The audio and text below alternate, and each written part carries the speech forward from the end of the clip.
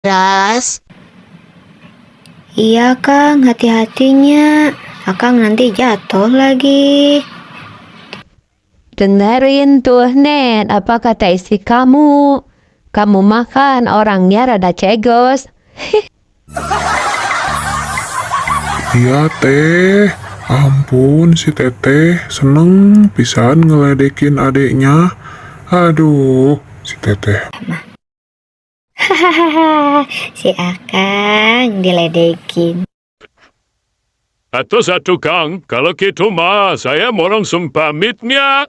Takut kesiangan. Iya, sok. Hati-hati di jalannya. Ya Kang, nuwun. Saya pinjam dulu ya si Junetnya. Hei, nanti saya balikin lagi kok. Jangan takut hilang. Neng, Akang pamit dulunya.